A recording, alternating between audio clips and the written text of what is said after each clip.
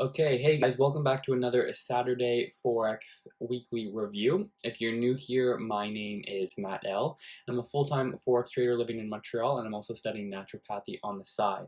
I post these types of videos every Saturday as a recap from the week that just finished. It helps me stay on top of things, and hopefully it helps you guys to see what I look for, what I don't look for, and some of the things coming up for the next week, and also why I get into a trade and why I don't get into a trade. So if you get value from this video, please hit the subscribe button, hit the like button, and let's get into it. So for the first thing that I'd like to go over is the short that I took on Monday. It was a short on GM, and it was right here, this red box. My entry was 93561. Now, the reason I took this short is for a multitude of reasons. Starting off, it was a 61 fib from this area up here, as you can see right here. So I'll get rid of my entry. And as you can see, the pair reacted quite well to the 38 fib just over here. It did push through the 50 fib. We had a small reaction on the lower time frames, and so I was expecting a drop to happen on the 61 fib. On top of that fib level, we also had the 4-hour 200 EMA,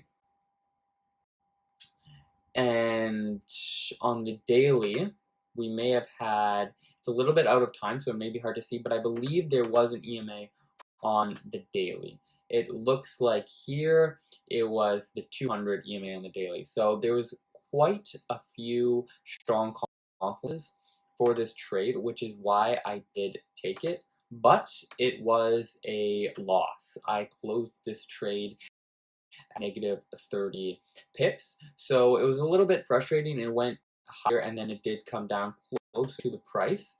It did, my entry was right down here, so it did about 37 pips and then it came back to the price. But then, as you can see, for the rest of the week, the pound just flew off. So when this happened on Monday, the reason for why it was a loss, in my opinion, was it looked like at first it was a short squeeze because there was no strong fundamental news that came out that really pushed the pound. That could have been a reason for why the pound moved so much higher.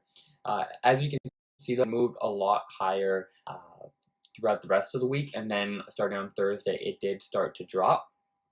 So there was no crazy fundamental reason, but as we'll discuss, stocks sold off quite a bit this week, and so that did weaken the New Zealand dollar a fair bit. So in my opinion, it could have been a short squeeze, but it moved quite a bit higher. So it was really just a risk-off tone that didn't do so well for me.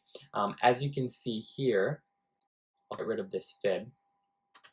For next week, I'm looking at this buy area, which is, I believe, also a 61 fib, and then this purple EMA is the 800 EMA, and then we have these as well. So maybe price can push through these EMAs and then hit the 61 fib, which on the daily, we also have a cluster of EMAs. We have the 200, the 50, and as a backup, if you want to play it safe, you could use this 100 EMA on the daily. So I'm going to keep my eye on that. You guys can watch that as well, and then next week we will see if that hit and how it did. So on to the next one, Euro New Zealand, and this is a trade that I got out at break even, fortunately or not, as it went higher. It went past my stop loss after I closed at break even, but eventually it did drop, so depending on how you look at it. So I get rid of this fib to start. So I entered a short right around this red box area. Now the reasons for taking the trade, and this was taken on, I'm just looking to see here, I believe it was taken on, yeah, it was taken on Wednesday. So it was a 61 fib. Was it from here? So from here it was past the 78, so it would have been the 61 fib from here. Yeah, so as you can see, we had the 61 fib level right there, and price had been reacting quite well to this Fibonacci. We reacted very strongly around the 38 level here, and the 50 we had a reaction as well. So I really was expecting a good reaction on this level, on top of that fib, we had this trend line. So 1 touch, 2 touch, and this was a 3rd touch. And then finally on the daily, we had the 100 EMA, this blue line here, which price pushed through a fair bit, but eventually it did come down. If you calculate, moved about 60 pips fast. So that happened. A little bit unfortunate, but fortunately I was able to close out at break even. So as you can see, price was moving very quickly to the upside. We pushed through the trend line, and then we did come back where I closed at break even.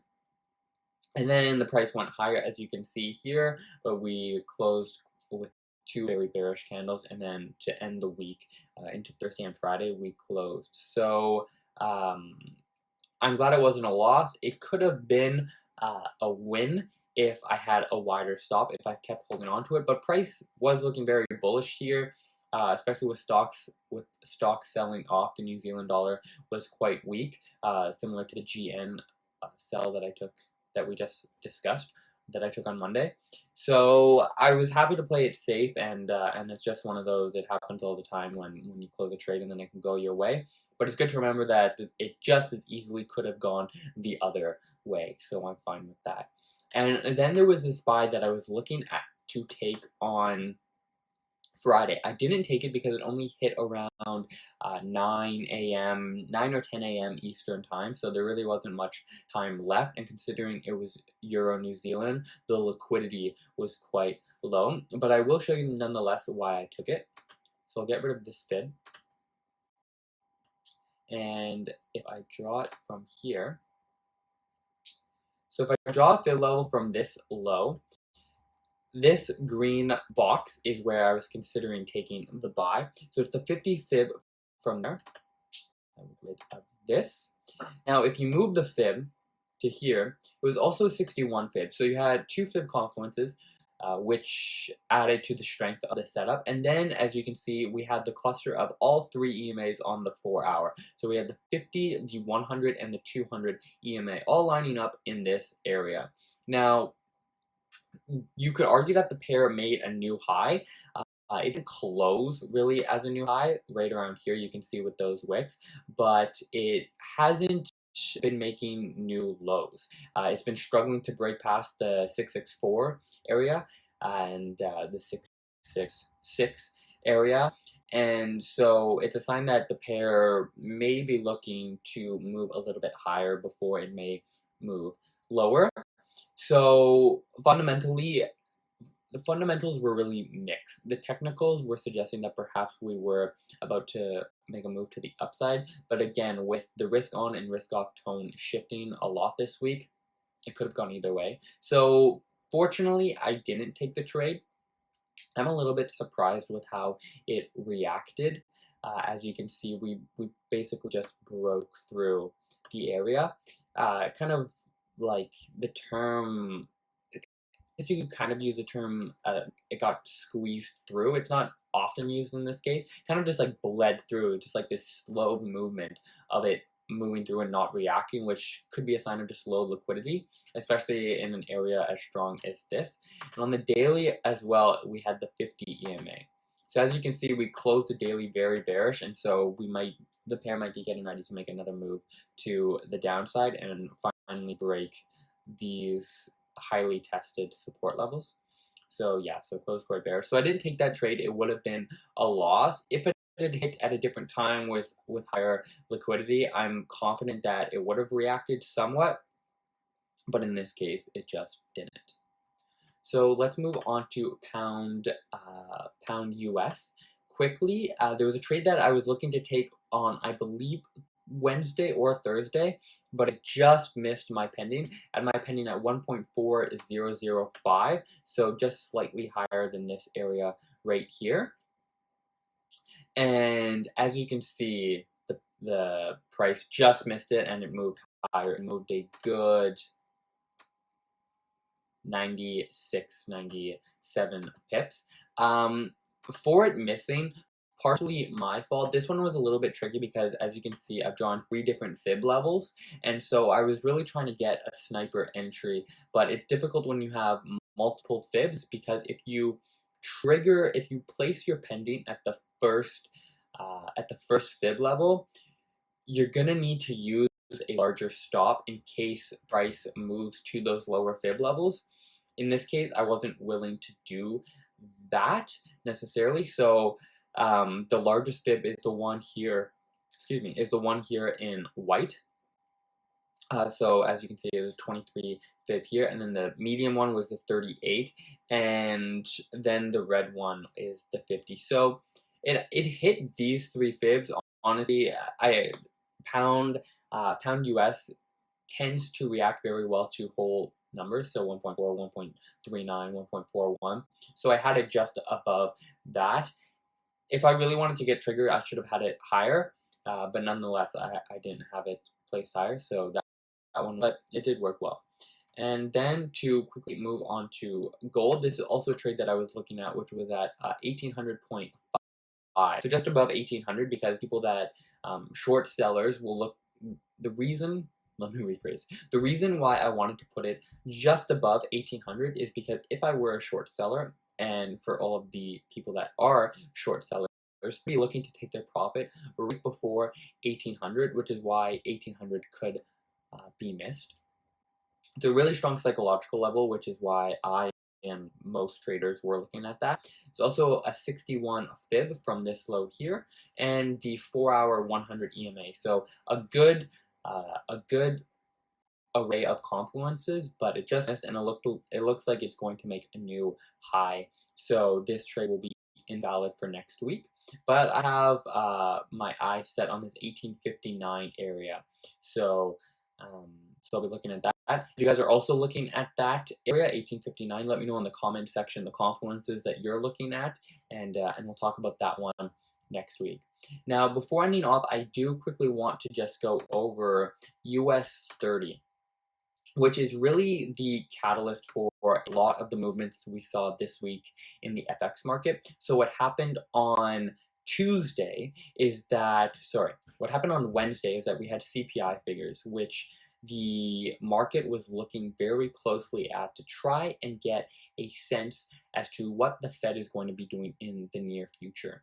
A lot of people have been talking about inflation, and if it's going to run too hot, if it's not running hot enough. I posted a video earlier in the week discussing why stocks dropped. And the reason stocks dropped, and the reason we saw this big drop here in the US 30, is because of the CPI figures that we got. So the figure was expected to come in at 3.6%, but it actually came in at 4.2%. So what this shows is that inflation came in a little bit hotter than was expecting, but what this is going to potentially lead to is the Fed starting to react. So what happens when inflation runs hot, what happens when inflation gets too high, is that the Federal Reserve is forced to increase interest rates. And for a lot of companies that have become reliant and accustomed to cheap, easy, free money, so a lot of growth companies, a lot of tech stocks, they rely on this free money. What happens is when there's a risk of higher rates coming, stocks will sell off. Some stocks do benefit from a higher interest rate environment, such as banks. But in this case, specifically, not to get too off track, we saw a large sell-off in stocks. Now, tech stocks have been dropping significantly over the last couple of months, but the indices, the S&P 500, the US Dow Jones, they've continued to make new highs, as you can see here. But this changed on Wednesday with the higher than expected CPI figures. So we got this large sell-off. Now, what I wanted to talk about was the support level that we broke, which was 33,800, right around here, these two lines. Now, as you can see, there was a lot of buy positions that were established over time at this level. And so everyone was watching to see if institutions were going to buy the dip and if they were going to reestablish their buy positions. But what happened is we actually broke through, which was a sign, in my opinion, that we might actually be entering a bear market. But come Thursday and Friday, the market really reacted to that level a little bit later on. The market actually bounced back a lot, and we closed the week above that support level, 33,800. So it's going to be very interesting to see what happens next week, if this is just a little pullback or if we'll continue to make all highs and that's as much as we're going to drop. It could go either way. In my opinion, I don't have a firm conviction either way yet, but what I will say is that if you were to dig into the CPI figures, a large percentage of the data for the increase was from used car sales. So there's a shortage in semiconductors right now, which is affecting car manufacturing, and it is the reason why used car prices have gone up so much. I think they've gone up like 10%. So if you were to remove the used car data from the CPI figure, it would have been much more in line with expectations. And so once the semiconductor shortage is solved, which it looks like is going to be sooner rather than later, then the CPI figures don't look too bad, and then perhaps the Fed isn't going to have to hike earlier than is expected, which will be good for stocks. So that's something that's really important to keep in mind. I was watching this closely this week, closer than I usually do, and it was really the catalyst for the risk on and risk off tone that we saw in the FX market this week.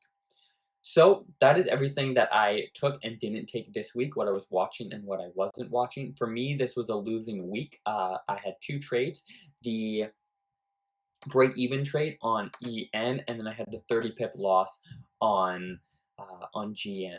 So just one of those weeks. We'll see what happens next week. And if you made it this far, I appreciate it, guys. I'll see you next Saturday.